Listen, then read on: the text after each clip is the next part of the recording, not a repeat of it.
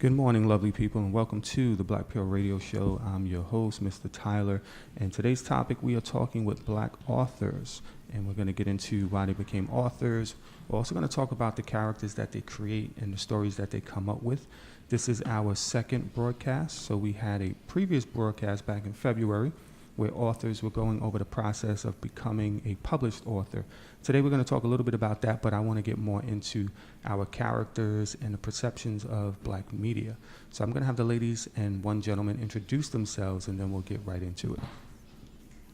Hi, I'm Shatea Sims, author of Living Anonymous, Nice, and Still Anonymous, fourth book releasing soon. That completes the series. Philadelphia, born and raised. I went from self-published to being signed published, and now I'm back to self-published, and it's quite a journey. Interesting. So now we're going to take it to Miss Portia. Hello, I'm Portia Hargrove. I'm founder of Affirming Black Voices, LLC, publishing company, and creator of the Joyful Black Child book series. The first book is called My Words Are Superpowers.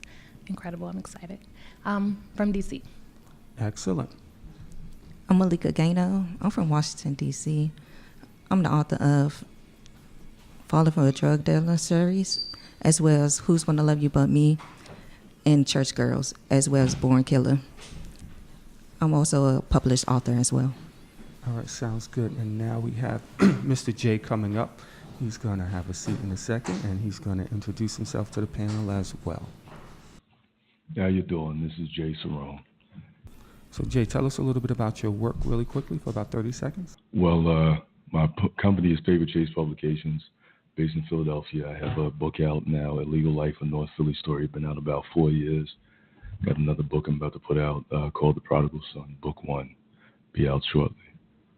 Excellent. So guys, I want to throw the first question to my lady to my left. Pronounce your name again?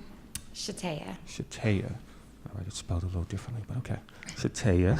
What you mean? I want to ask you this question. So visual media dominates our consumption, right? A lot of people are using Netflix, YouTube, Instagram, which is photo-based, and it dominates. So how are we going to get people more involved in reading?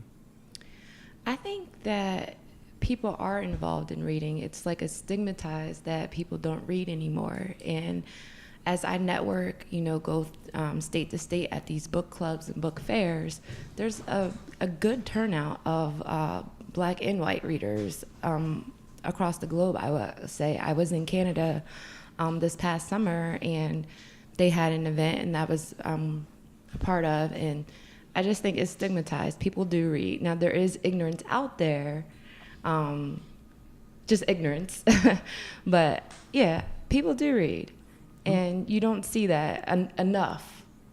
Okay, so specific to the Black community, do you feel like we're purchasing a lot of books and we're reading a lot, or are we mostly consuming visual media?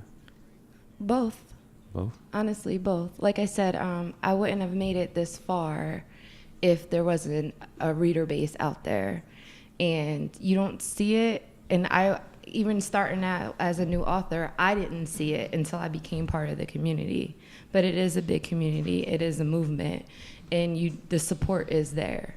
Okay. So, Portia, what do you think about that question in terms of visual media consumption versus people who are reading publications?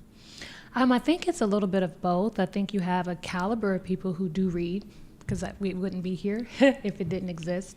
But we have to be honest. There is a generation of people who do kind of consume information from a visual perspective, and they don't read.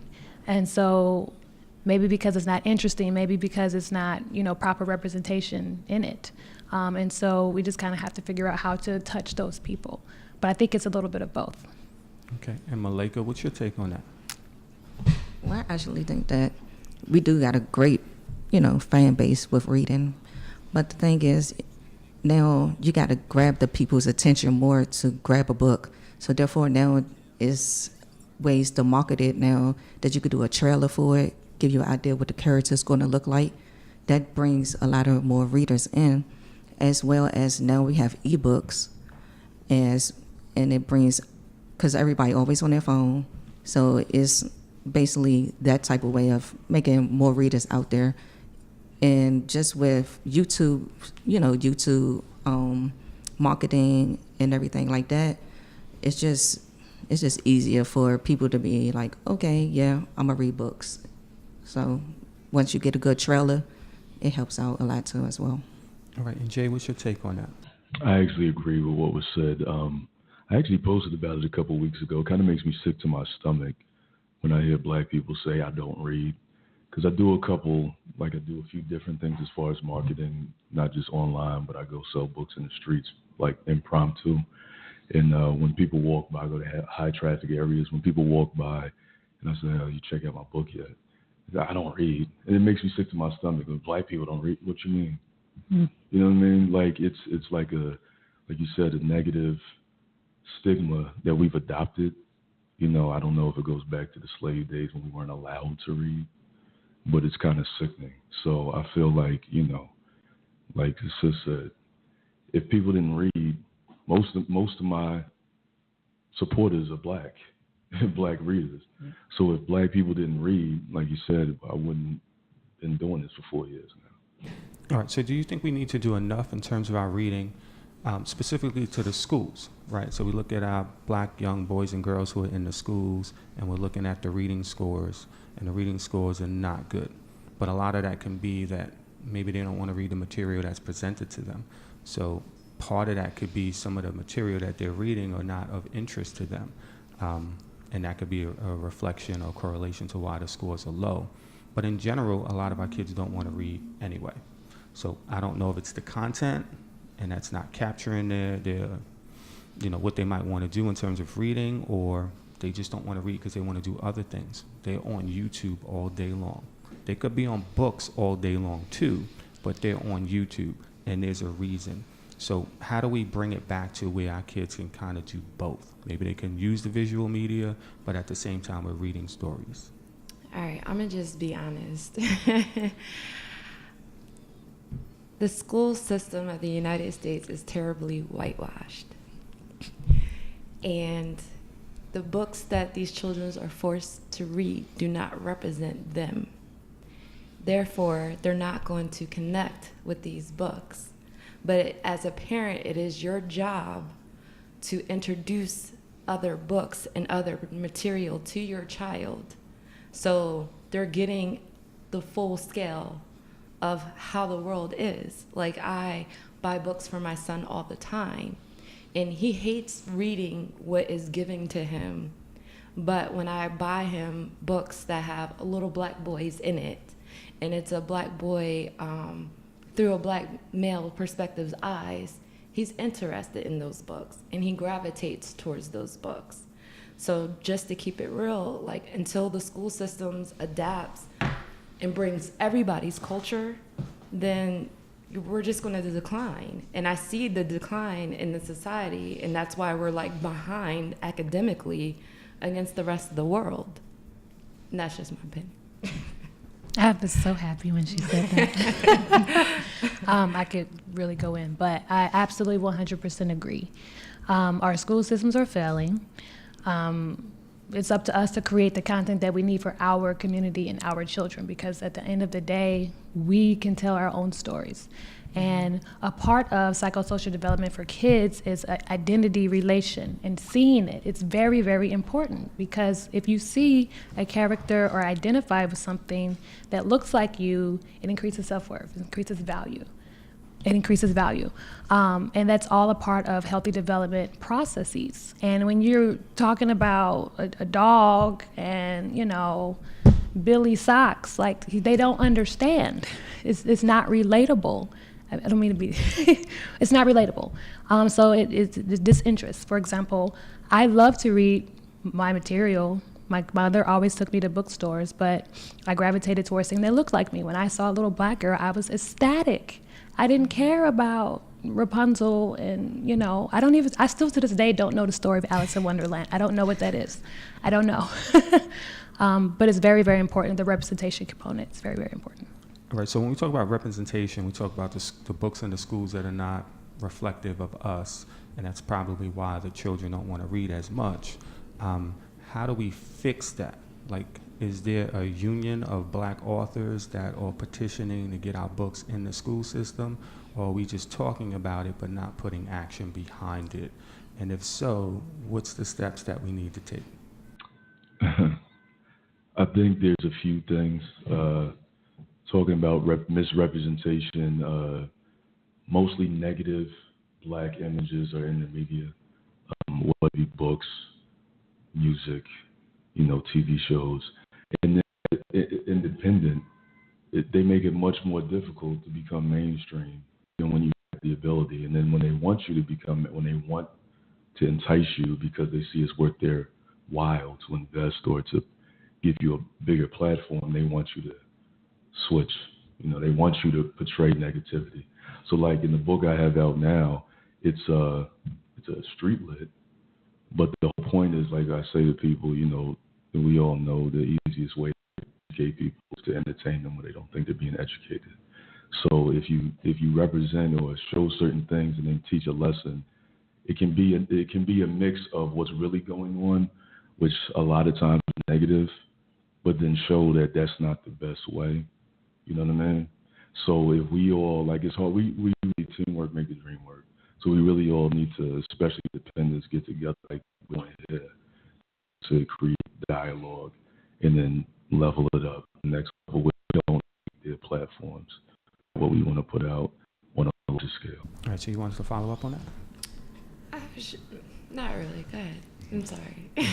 You raised your hand, so I was coming to you. I did, because he said street lit, which, I get that a lot of us black authors are put into this box of urban fiction.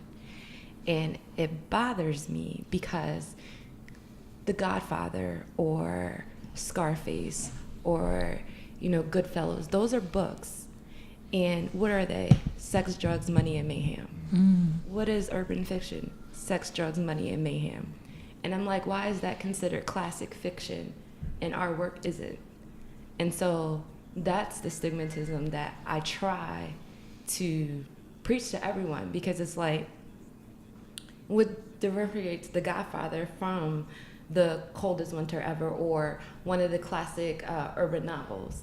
And it just goes back to my theory of just the whitewashing of society, because it's like you adapt our style, you adapt our culture, you watch our videos, you play our music, you watch our shows, but then you won't pick up our books. And it's messed up.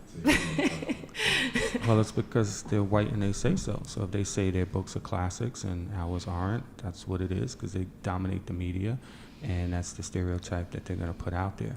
And that's why that happens. Nothing wrong with us writing street lit crime novels, that kind of thing. We're going to get into that a little bit also. Before I even say anything on that, let me just come to Malika. You wrote street crime novel as well, right? Yes, I'm an urban fiction author. All right, so we have 3 in the room, right? And you are children's literature. Correct. All right, so let me just jump to the street crime novelist first. What's the thought process behind writing a street crime novel? And as Jay said, he tries to put some positivity in that message as well. Do you think about putting a positive message in it, or is it just really about your creativity and what you feel like writing? And do you feel like you have to put a positive message in it? The reason why I started writing urban fiction is because I related to it. It makes me feel like I can relate to this author, I relate to the situation, things of that nature. So every single one of my books have some type of situation in it, and then a outcome, a positive outcome in it. All of mine don't just have drugs, killing, things of that nature. They also have some type of message in it. Like, for example, domestic violence, emotional abuse, all that stuff. And it shows a person how to get out of it. So everything is not just, about selling drugs and things like that. Every author in my books, every character in my books is not like drug dealers or things like that. I do have a series called that, but it's not all of them that they sell drugs and things like that. All right, so when we look at the visual media and we talk about a TV show like Game of Thrones, which is the #1 rated TV show in history, right? And they have murder, rape, violence, killing, incest, all types of stuff. And it's like we we love it, right? And we want to watch the show, we want more. And that doesn't get criticized. But when we look at our urban novels, those books get criticized. I personally do have an issue with the covers of the books. Like, I think we can be more creative with our digital art. It doesn't have to be a girl with a thong up the butt, posing to the back, and a dude with a gun and all that. Like, we can be way more creative than that. But in terms of the content, do any of you guys feel like the content is kind of getting the same? It's becoming the same types of stories? Or are there people such as yourselves out there who are doing different stories that are taking street crime novels to another level? I think that it's art. And I think that a love story, a crime story, a mystery, it's all going to have the same elements because that's the genre that it is. And it's up to the artist to relate that message and try to be original with it, but at the end of the day, it's all, tied in together. It's just like, the love stories the movies that you see. It's the same concept, guy meets girl, girl meets guy, and they fall in love, and there's steps in between that love, but it's up to the artist to kind of, tell a story where it's grabbing the audience in, pulling the audience in. So of course the stories are recycled to an extent, but it's up to us to kind of like tell it the way where we're spinning it, where it's unique, where it's original. But at the end of the day, it's guy meets girl, girl meets guy, and they fall in love, isn't it? So advice for the authors out there, when we spin it, are we talking about plot, character? What advice would you give to them to kind of spin it and make it fresh and original? Honestly, I just say go with your gut. Like, do what your gut tells you. I've had my first book, being new, I went through like 6 editors because they wanted to change the story or whatever, but I at first I was listening to it because I didn't know any better, and I thought that their way was the right way. And then as I, transitioned into, this world, it's like, no, I'm right. And I'm happy I stuck with my gut, and I held firm to what I wanted the characters to portray in my book. And so with any artist, I would tell them, like, stay firm. Just because somebody doesn't like this element doesn't mean that 50 million people won't like it. I'm not a Harry Potter fan, but obviously she's doing something right. So, yeah. So there are different genres out there, right? We have love stories, romance, we have fantasy, we have sci-fi. There's a lot of different things we can write about. I do feel like our community does stick to the urban novels, though, a lot. It dominates. So my question to Jay, and then I'm going to come to Malika, is why does it dominate? I feel like creates art based on their personal experience and their perspective. So we put out things based on what we can relate to. So the more well-rounded your upbringing or your lifestyle is, the more elements you're going to have in your art. So you can't sit up and tell somebody who grew up in the Bahamas to paint. You know what I mean? They're not gonna naturally gravitate towards painting cityscapes. They're gonna naturally gravitate towards painting things that are reminiscent of what is in their subconscious and their conscious mind. So if we come from a certain experience, that's probably why we're writing about certain things. It's also therapeutic, especially if you're writing from your own personal experience. Like when I write, I cover different things in the same book. So when people read the book and it's a legal life in North Philly story, something I don't need to read about it. Okay, fine, you're right. But at the end of the day, if you read it, and people that read it, there's elements of psychology in there, colorism, dealing with racism between Black and Puerto Rican people in the book I have out now, for instance, where it's low key, depending on what you're doing, who you're dealing with. So at the end of the day, I don't really think anybody as an artist should be judged when you go to monetize something like that. I don't say you shouldn't. I'm just saying based on when that's your art, if it's not everything is for everybody. You know what I mean? So at the end of the day, if I'm putting out something that reflects what's on my mind, if that's not for you, it's not for you. You know what I'm saying? Like when I do it, I don't necessarily put out when I say positive message, I mean a positive message because at the end you see that if you live this lifestyle, you're probably going to die. I mean, you're probably going to die or get booked. So because I've experienced that, and my homies have experienced that, and my family members have experienced that. So at the end of the day, me saying that's positive at the end where the character that you fell in love with is dead, spoiler alert, you're going to realize, oh, he was getting money and he was getting the females and he was this and he was a star ball player. He could have went that way with it, but he went that way with it because he had stuff he needed to do. He was trying to help his mom. I mean, so at the end of the day, I just feel like we shouldn't really be too judgmental as long as we're not promoting negative. We can portray negative stuff without promoting negative stuff.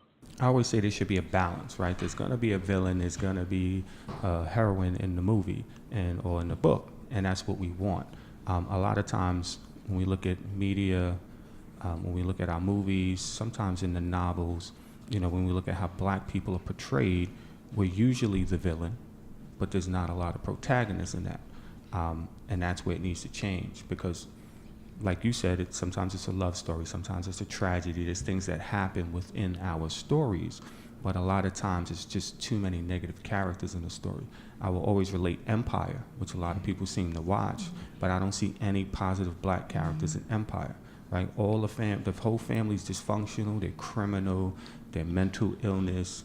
I don't look at being gay as something negative, but some people do. So we have that gay character, and then we have that ignorant young character, right? So all these negative characters, and it's like, where's the balance? And it's fine to have those characters, but where are we balancing that out? So when people watch a TV series like that, all they see is negativity amongst us. They don't see any positivity.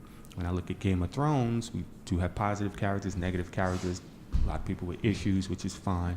I would like to see that more in our literature, because when I read a lot of the urban fiction novels, I'm not seeing a lot of positive characters in there.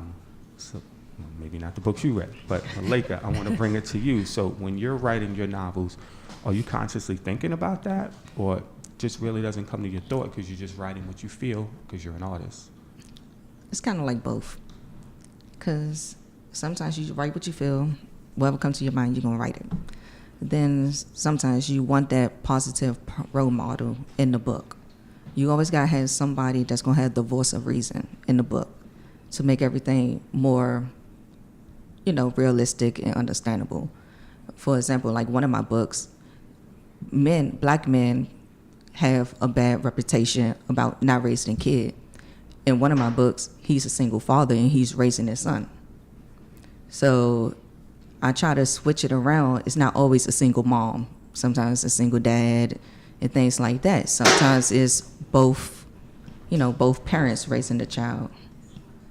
So I just try to put all perspectives in it so everyone can have a feel, because it is some people out here who's being raised by their father, some people out here being raised by their mother, and some people who got both parents but still want to, run around and act like they don't have good home training.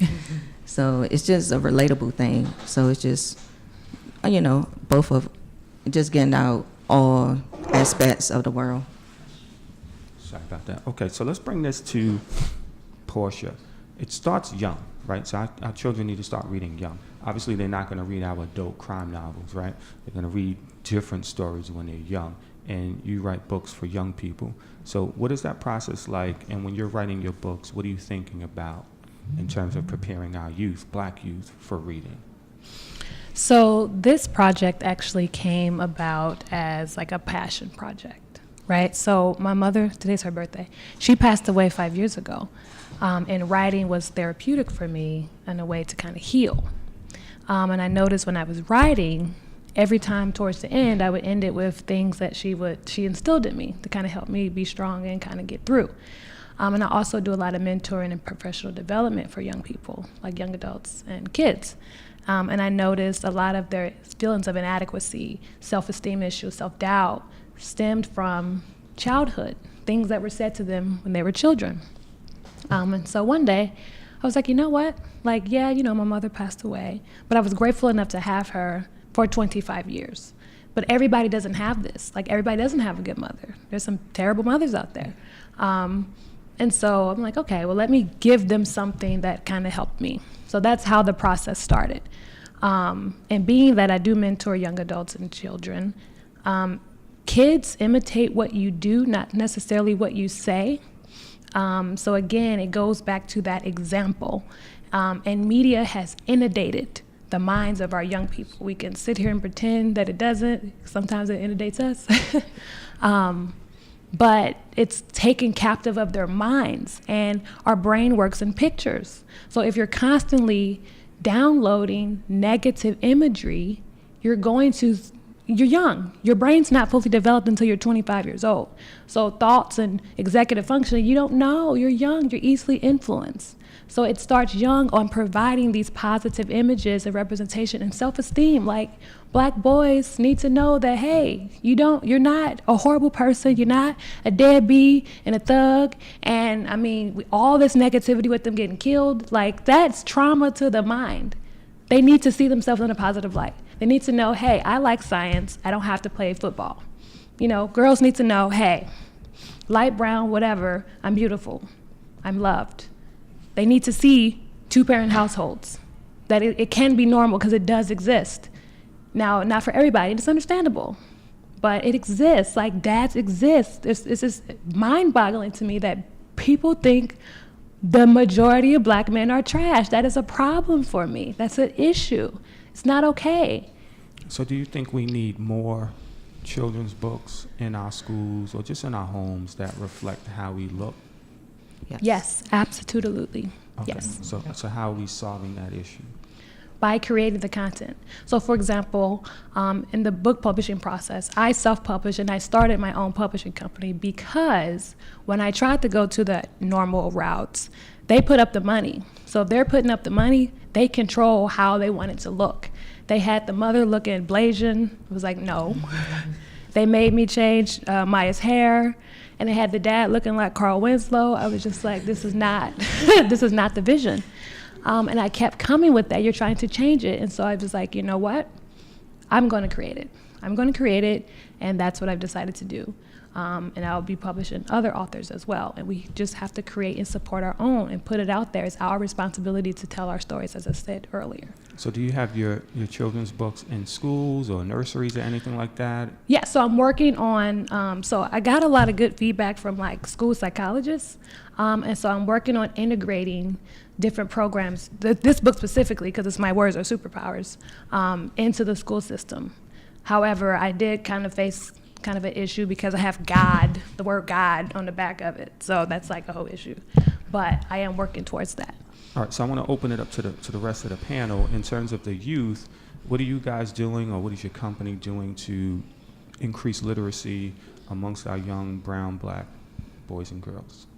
I'm actually in the works of developing my first children's book. I'm hoping to have 2 out sometime in 2018. It's just like she said, like, I feel very strong. I'm a mother myself. My son is 15 years old. And I want him to know that you don't have to be a basketball player or a football player or this gangbanger or whatever other representation that's we're stereotyped as. And, he wants to be a gaming engineer. And I'm like, you do that. And so it's like, it's important to me that Black girls and Black boys get a well-balanced, dynamic of how our culture is.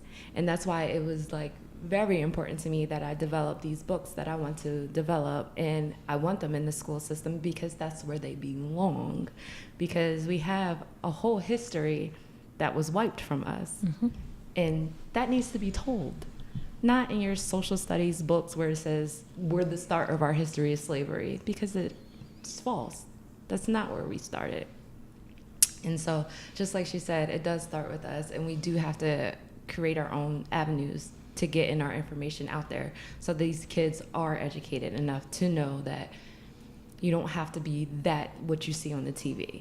So Malika, are you doing anything currently to work with the youth in terms of literacy, and or will you be doing that in the future? I plan on it in the future. Right now, it's just basically like building up, just showing, like, starting with my family, because I don't have any children, but I have a niece. I have a lot of goddaughters. So every time I'm out doing a book signing or anything, I make sure they're there, just so they can know that's my family. She's black. She's like me. She could do whatever she wants. You know, show them on the back of the book, my picture, like you can do that too if you want to. You know, buy them journals, make sure they stay with books in the house and things of that nature, so they can just know it's not just all about, you know, the white books out there. It's black authors, and you can be one if you want to. I have a goddaughter, actually. She loves to write. Every time she asks, she get in a journal. That's all she like to do. Like, she have a diary and everything. She just write all day. So it's just, you know, right there, it's just making me like a good role model for them, just to let them know that you don't always have to be, you know, the statistic. You know, you can actually, if you want to write, you could write, and you could do it really well, you know. So that's where I'm started with the family.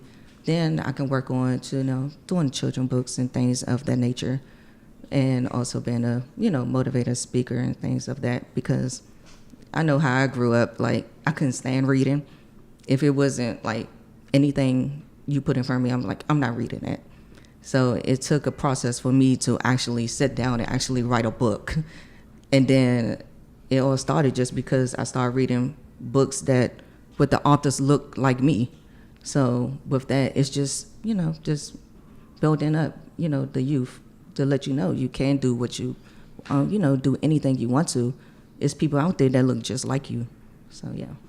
So, Jay, what do you think? Are you working with the youth now, or will you be working with them in the future? Well, I have a son who just turned 9 in September, so I work with the youth all the time.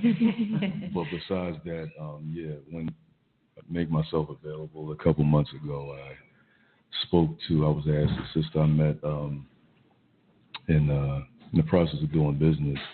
She runs an after-school program in the neighborhood where my book takes place. So I wanted to speak to those kids, and I was out selling books in that neighborhood in the high traffic area. Saw one of the kids because basically they asked, "Oh, can we buy it? Oh, we want the book, yada yada yada," and it's adult content. So I created a permission form for the parents. You know what I mean? So he was with his grandmother, and we, you know, because I went there and talked to them about respect and, you know, conflict resolution, because that's the thing. Like, as important as it is to give positive images, we also have to deal with what it really is right now. You know what I'm saying? So we can't, if somebody is going through something, dealing with something, especially as a kid, and you make it seem like, well, you shouldn't be doing that, or it's not realistic, that you might have to battle with that. You see what I'm saying? Like, don't sell drugs. It's not an option. We got to give them something. You can't tell them not to do something, but don't give them another option. You know what I'm saying? Like, I tell my son, what you do most, you do best, right? So regardless of whether you want to be a ball player, which you don't have to be because there's limited job openings in that field. You know what I'm saying? Well, if you want to be a rapper, please no mumble rap. You know what I'm saying? But regardless of what you want to do, what you want, like me and my son started about a year and a half ago, started writing children's books about a cat we used to have before me and his mother separated and just recently got divorced. You know, so we had to put a hold on on writing the books. We just got back into it, you know, a couple months ago. So in general, like, I'm really all about, you know, Black Literacy Matters, and I hashtag a lot when Instagram doesn't want to block it. Mm-hmm. Reading is gangster. Writing is gangster. Everybody out here talking about gangster this, gangster that. You know what I'm saying? Let's talk about things that are really, you want to talk about being a G, being a real, you know what I mean, whatever you want to call it. Let's talk about the realness of shooting people, robbing people, hustling is not necessarily, or I shouldn't even say necessarily, that's not what makes you real. You know what I'm saying? Like, unfortunately, I've been through things, and I'm not going to say that I wasn't always in the streets. But I had jobs and was in the streets simultaneously, good jobs. And what I learned from as an adult when my son was a baby, that's not worth it, regardless of who complaining about money. I mean, regardless of what else is going on. Because at the end of the day, make all the money in the world or make a decent amount of money, when you get booked, your bail, your lawyer, the time you lost, you're not getting it back. So let's avoid all of that. So instead of, and that's when I talk to the kids, I don't come at them on some self-righteous or don't do that, that's stupid. Yeah, because we did the dumb stuff, whether we were young or grown. You know what I'm saying? We did the dumb stuff. So to see when the young boys, you wrote, even not even young boys, like grown people. I've had people support me that I know support me just on the strength that I'm black. And they've said to me, you know what I mean? I don't even read like that, but I like to see a black man out here doing it, especially when I'm out with my son selling books, or when he's out at a book signing with me. But that's been happening for the past few years. You know what I'm saying? So when people see that, and other young people see that, whether they have their father at home or not, you know what I mean? It ain't like this. It takes a village. It takes a village. So I don't have to be with you every day as far as somebody I meet in passing. But if I can use that little time we have together to encourage you, let you know, yeah, you wrote that. Yeah, look, that's me on the back. So I want to segue into our process. So when you are writing your next novel, or if you're currently writing your novel now, what is like your writing process? My next novel actually was sparked by the shooting of Philandro Castillo's, thank you, last summer, or the summer before last, and I lost my mind. It was, I knew what was happening, and that particular shooting though was, I don't know why, but I just remember turning on the news and being pissed off, and excuse my language, and I went to work pissed off, and I was hurt, and I was mad, and we're saying Black Lives Matter, please don't shoot us, and you got the audacity to say, well, all lives matter, or the audacity to put, we support these local cops, and that stuff, that's hurtful, because we are people and we deserve justice just like anyone else. So my next book was birthed in that moment of, what the hell would I do if somebody took my son away from me and he didn't deserve that? You played God with my son's life and he didn't deserve that. So out of that anger, out of that hurt, out of that frustration, that's how the birth of my next book came about. So it's always a process, and I'm sure with all of us, it's a process of tapping into that emotion of what we're trying to portray in our story. So it's like, they say writers are weird. And we're always people gazing, and we're always observing, and we're always like taking mental notes, and it's just like, that's us. We pull out elements of what we see in the world, and we create with it. So for those who would ask the question, is that book out yet? Or if not, when might it be out? I am pushing for July of next year. All right, excellent. So let's take it to Miss Portia. Are you working on something now? And if so, can you give us a little tidbit of what that is and what the process was to put that together? So, My Words Are Superpowers and a Joyful Black Child book series. This is my first book. And I actually did it through Write and Publish Like a Pro. It was a class with Tressa Azarel Smallwood, and I learned a lot from her. That thing saved my life.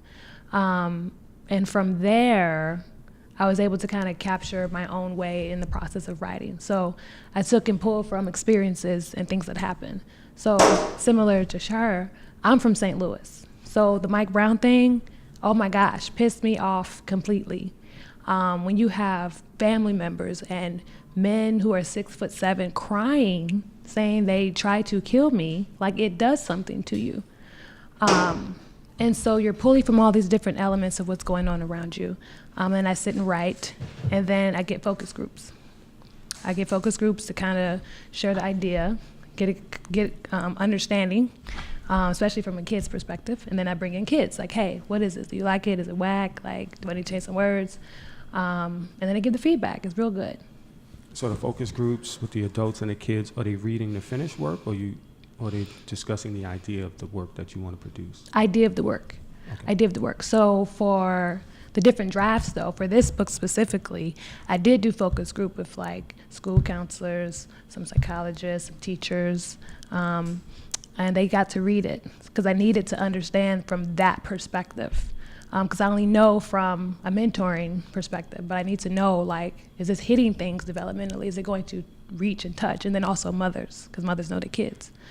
And then that was able to help me cultivate and make sure that the message is reaching the child, because the issue that I had is I was writing too high. They was like, Portia, no, for 6-year-old, they don't know what that is. So there was a good process for me to learn to kind of bring it down and still get the message across. So far I'm getting, we have to draw from our emotions, right? So to those future authors out there, or current authors, we're thinking about the emotions of it, but also once we have our drafts kind of completed, we might want to look into doing some focus groups of people who might be interested in reading that kind of content or into that genre, and that can help you better prepare the book, so you know if you might want to make some changes or not. Which is good. So Malika, we're going to come to you. What is your process like when you are working on your novel? And if you're currently working on a novel now, can you give us a little tidbits about it? My process is basically like what comes to my head. Like, I could be sitting here right now and just think of something and I write it down.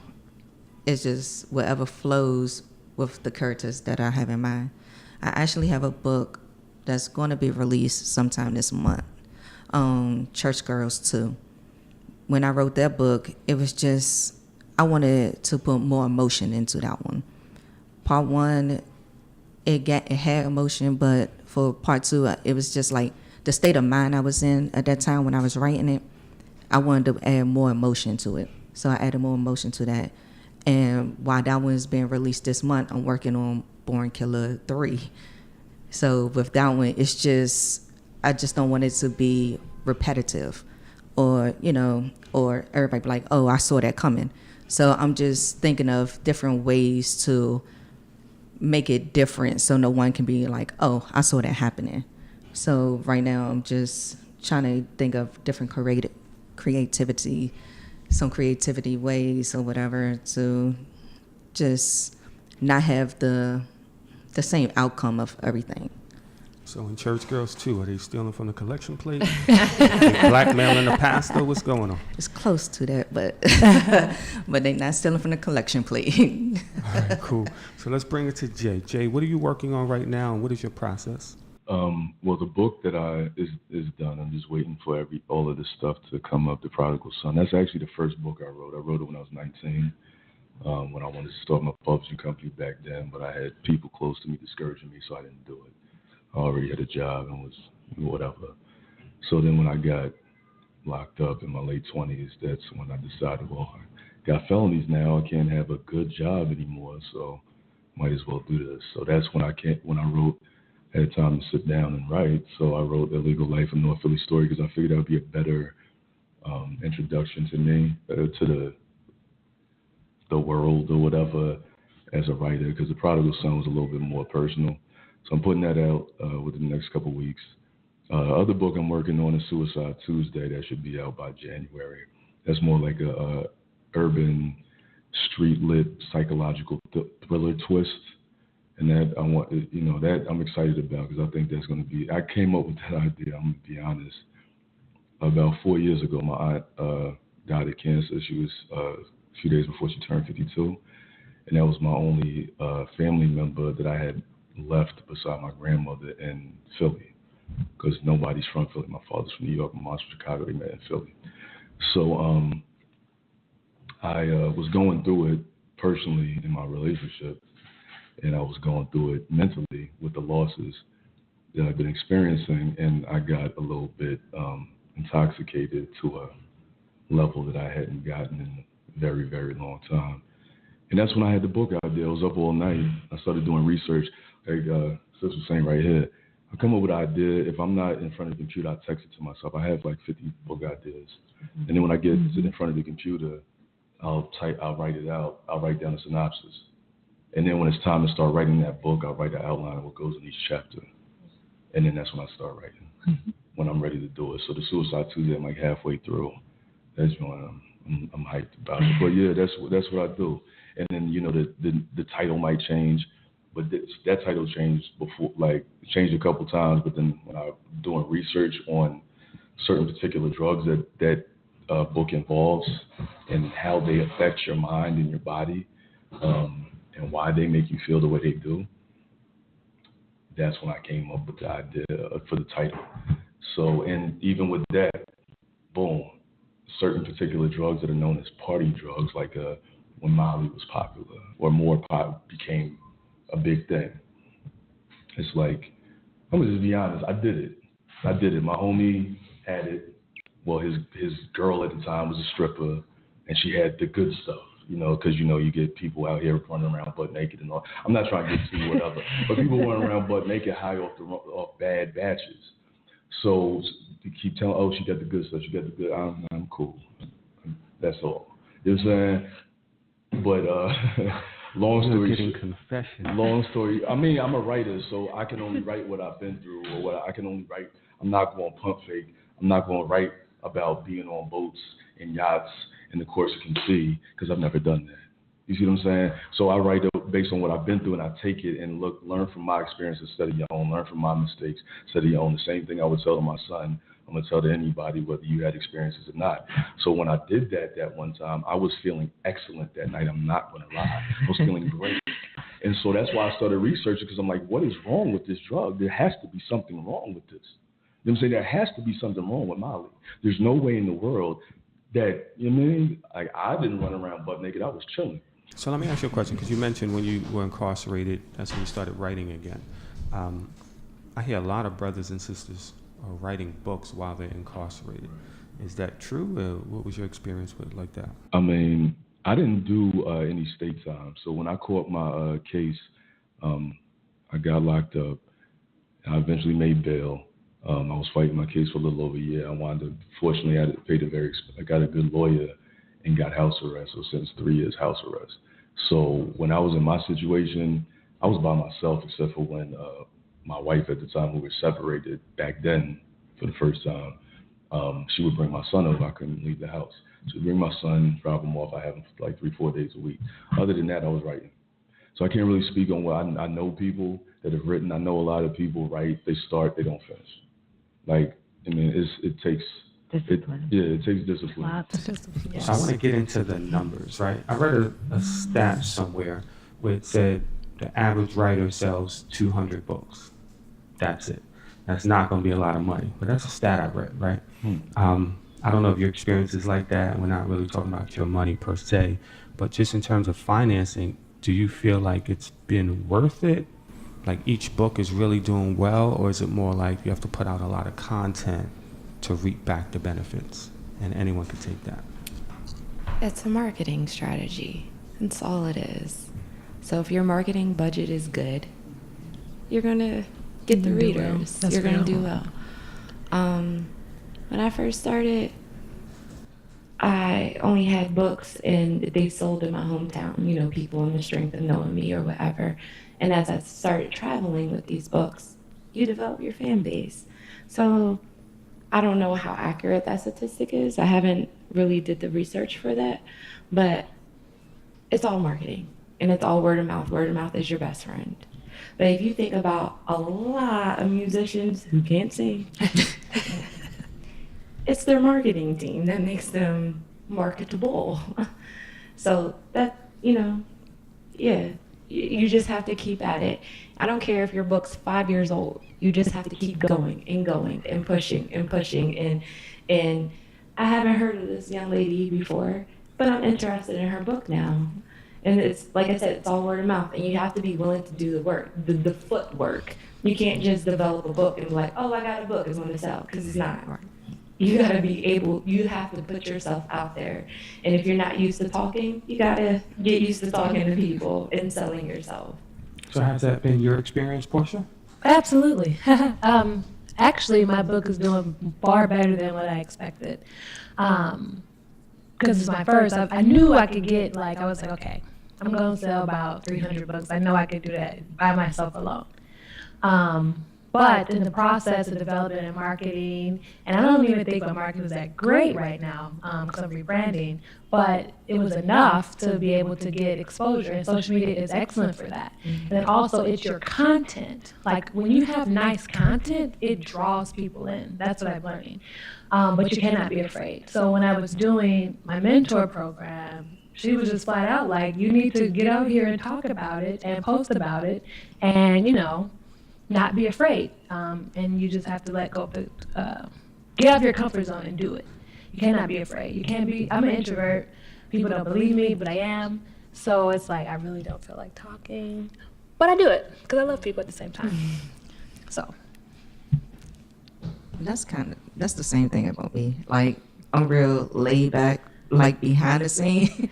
I don't like to be the front person. Like, even here, like, a little nervous. But so it's just like I had to get out of my comfort zone. Like, I was used to, like, on my Facebook page and all my social media, just posting little pictures. Now I'm like, okay, if I actually want to make it and, get my book out there, I have to promote more, talk about it more.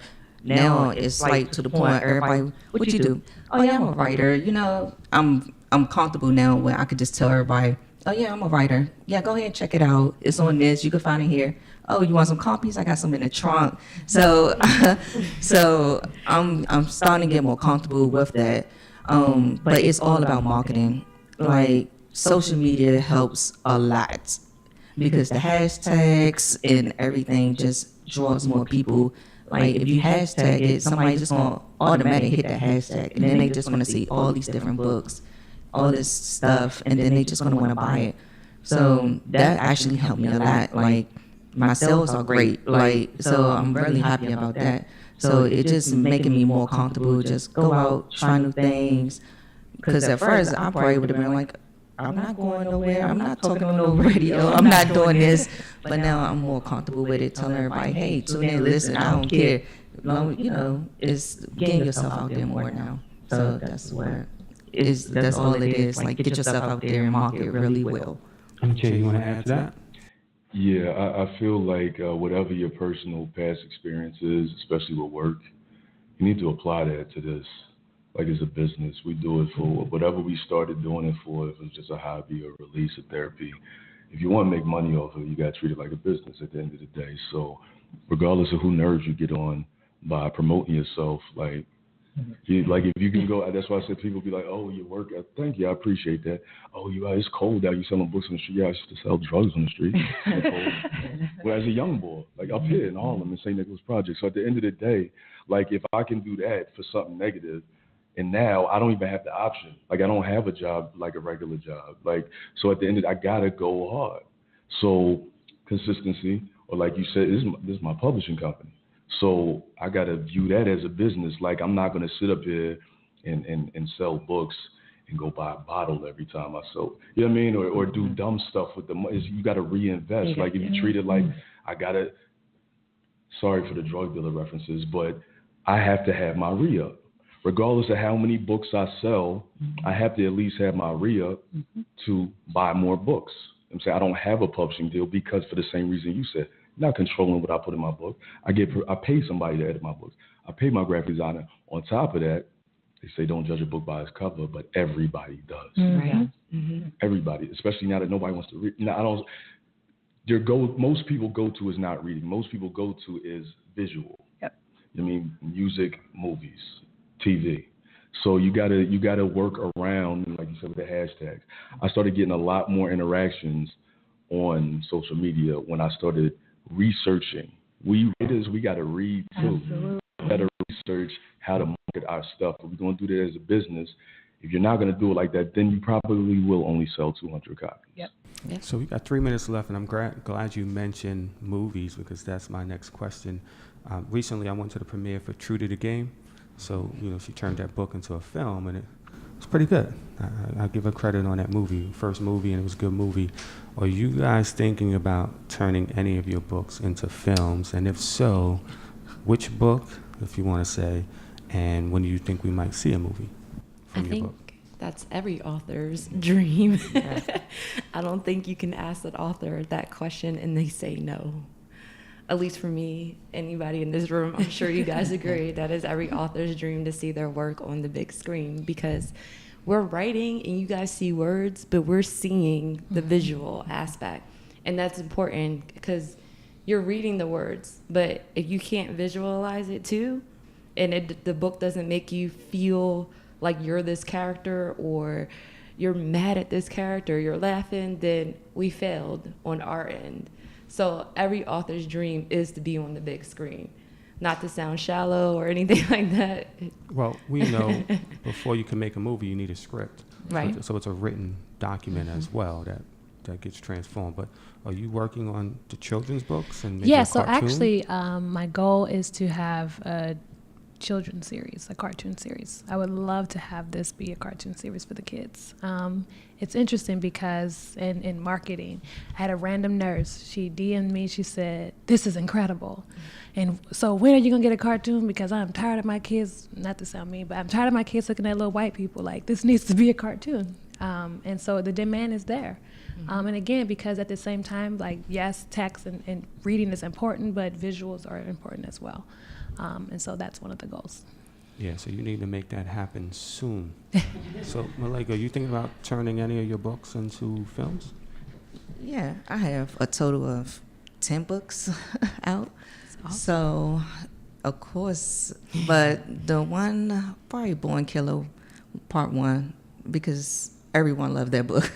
Like, everyone, men, women, everybody loved that one. So that would be like a great movie right there. And also, when I talk about films, I'm thinking about television series as well, Yeah. Netflix series, things like that, because Game of Thrones is a book and became a series, and there's other books that don't necessarily have to be a 90-minute, 120-minute film. They can also be series. And your series is going to be like 10 to 13 episodes. So you're looking at a 10-hour movie or a 13-hour movie versus a 2-hour movie. And that's even more beneficial if you can make that happen. So, Jay, what are we doing with the films in your books? My initial plan, which I'm sticking to, is all of them. Everyone put out is going to eventually be an audio book, and everybody's okay, whatever. Audio book, instead of it just being read, I want it to be a movie. So you're going to have a different, that's why it hasn't happened yet, because I want everything in my own pocket. I want nobody to control what I'm doing. Different characters, different active soundtrack, merge the audio book, in which I've dealt with rappers who are on my live right now who have performed at some of my book release parties. Soundtrack, audio book, eventually movie for every book I ever put out until I die. That's my plan. And for those folks out there, the authors who have a good following for one of your novels or just following you as a writer, you might want to shoot a scene from your movie and then put out a crowdfunding thing to reap the money back in so you can then produce it into a film. You know, if you show that you can, on your own as an independent, and you don't need a big studio, that you can turn around a quality film. If you do that with just a little short series, whether it be 2 minutes, 3 minutes, 5 minutes, and then do a crowdfunding with your followers funding it because they want to see that develop into a movie, that'll be some good advice for you guys to do. That's going to help you reach your goal of turning that book or books into visual films. So we have approximately 90 seconds. And just list your social media really quickly. I'm going to post it anyway, but just list it for people who are listening now and want to catch it right now. How do they follow you on social media? All my social media is author Shatea Sims. Furman Black Voices, Black it's BLK. All social media, Malika Gaino. Paper Chase Publications with an S. All right, so I want to thank you guys for coming into the broadcast today and sharing your information and your knowledge with us. I think it's going to be 60 seconds. I think it's going to be very important for authors who are out there that want to get into the game or want to step their game up to another level. Remember, this is Black Pill Radio. It's replayed on iTunes, Google Play, YouTube, Blog Talk Radio, and the website, blackpillradio.com. We're also going to have a resource page, so go to the website in about a day or two, and I'm going to have links to my guests' websites. I'm going to have links to their Amazon page if they're selling off Amazon, or their personal website, so you guys can follow them, read their books, support them, support black businesses. I know Christmas is coming up. We don't have to wait till Christmas to spend $9.99, $3.99, whatever it is that their book costs. So between tonight and the end of this week, I want to see some sales. I want them to hit me up saying they got some sales on their books, because we at Black Pill Radio support it. As always, peace and God bless.